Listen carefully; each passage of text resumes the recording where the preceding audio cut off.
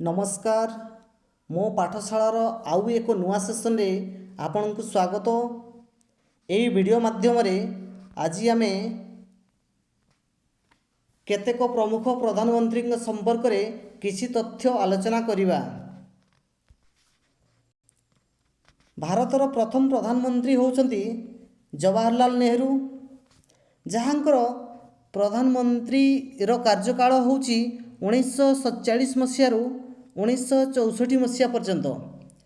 जवाहरलाल नेहरूंकर कार्यकाल 16 वर्ष ठारू अधिक होइतिबा हेतु यांकर लॉन्ग टर्म प्राइम मिनिस्टर रूपे से विवेचित होइछंती। एही जवाहरलाल नेहरू भारतर सर्वश्रेष्ठ उपाधि भारत रत्न 1955 मसीह प्राप्त होइतिले। जवाहरलाल नेहरू होउछंती आर्किटेक्ट ऑफ द प्रीमेबल। यह सहित से होउछंती भारतर प्रथम चेयरमैन प्लानिंग कमिशन रो। आजिर समय प्लानिंग कमिशन आउ प्लानिंग कमिशन होई नाही, ताहा होई जाईची नीति आयोग, जी कि भारतर प्रधानमंत्री ताहार चेयरमैन अटंती।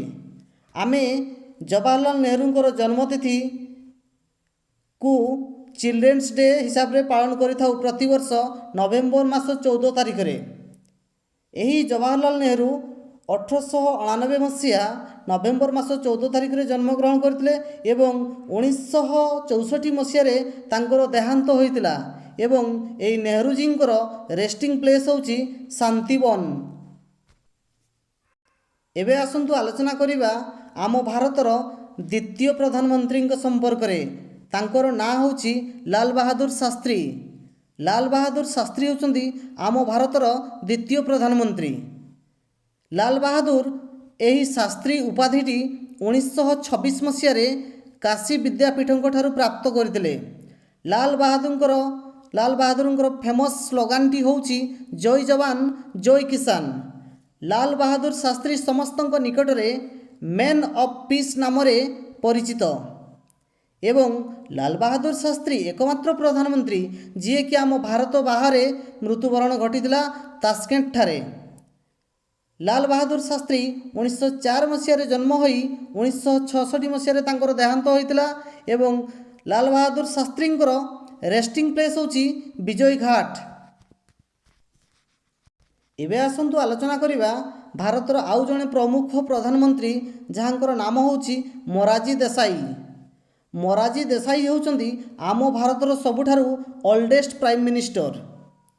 एवं सी प्रथम प्रधानमंत्री जी कि नॉन कांग्रेस ठारू इलेक्टेड होइतिले। एवं सी मध्य सेमिति जने प्रथम प्रधानमंत्री जी कि मुख्यमंत्री होई परवर्ती समय रे प्रधानमंत्री रूपे निर्वाचित होइचंती। एही मोरारजी देसाई 1991 मसीह रे भारतर सर्वश्रेष्ठ उपाधि भारत रत्न रे भूषित होइतिले। मोरारजी देसाई 1896 मसीह जन्मग्रहण करी 1995 मसीह तांकर देहांत होइतिला।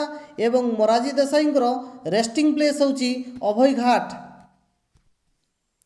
एबे आसंतु आलोचना करिबा भारतर एकमात्र महिला प्रधानमंत्री संपर्क रे। सी होउचंदी श्रीमती इंदिरा गांधी। सी होउचंदी प्रथम नारी, फास्ट एंड ओनली। आज पर्यंत केवल जणे मात्र ही नारी प्रधानमंत्री हो पारिछंती, तांको ना होउची इंदिरा गांधी। से भारतर सर्वश्रेष्ठ उपाधि भारत रत्न उपाधि ग्रहण करथिले 1971 मसीह रे। एवं यह मध्य एक रेकर्ड कि से प्रथम महिला भाव रे भारत रत्न उपाधि रे भूषित होइतिले। एही इंदिरा गांधी समस्तंक निकट रे आयरन लेडी ऑफ इंडिया नाम रे परिचित। इंदिरा गांधींकर मुख्य स्लोगान थिला गरीबी हटाओ। इंदिरा गांधी प्रथम प्रधानमंत्री होइतिले जी कि जणे राज्यसभार सदस्य होई प्रधानमंत्री हेबा पई उपयुक्त भावे मनोनीत होइतिले। इंदिरा गांधी 1917 मसीह जन्मग्रहण करी 1984 मसीह मृत्युवरण करथिले। एवं इंदिरा गांधींकर रेस्टिंग प्लेस होची शक्ति स्थल। ଏବେ ଆସନ୍ତୁ ଆଲୋଚନା କରିବା ଭାରତର ଆଉ ଜଣେ ପ୍ରମୁଖ ପ୍ରଧାନମନ୍ତ୍ରୀ, ସେ ହେଉଛନ୍ତି ରାଜୀବ ଗାନ୍ଧୀ। ରାଜୀବ ଗାନ୍ଧୀ ହେଉଛନ୍ତି ଭାରତର ଷଷ୍ଠତମ ପ୍ରଧାନମନ୍ତ୍ରୀ। ରାଜୀବ ଗାନ୍ଧୀଙ୍କ ନାଁରେ ଭାରତର ୟଙ୍ଗେଷ୍ଟ ପ୍ରାଇମ୍ ମିନିଷ୍ଟର ଅଫ୍ ଇଣ୍ଡିଆର ରେକର୍ଡ଼ ରହିଛି। ରାଜୀବ ଗାନ୍ଧୀ 40 ବର୍ଷ ବୟସରେ ଭାରତର ପ୍ରଧାନମନ୍ତ୍ରୀ ହୋଇପାରିଥିଲେ ଏବଂ 1991 ମସିହାରେ ଭାରତର ସର୍ବଶ୍ରେଷ୍ଠ ଉପାଧି ଭାରତ ରତ୍ନରେ ସେ ଭୂଷିତ ହୋଇଥିଲେ। ରାଜୀବ ଗାନ୍ଧୀ 1944 ମସିହାରେ ଜନ୍ମଗ୍ରହଣ କରି 1991 ମସିହାରେ ମୃତ୍ୟୁବରଣ କରିଥିଲେ ଏବଂ ତାଙ୍କର ରେଷ୍ଟିଂ ପ୍ଲେସ୍ ହେଉଛି ବୀରଭୂମି।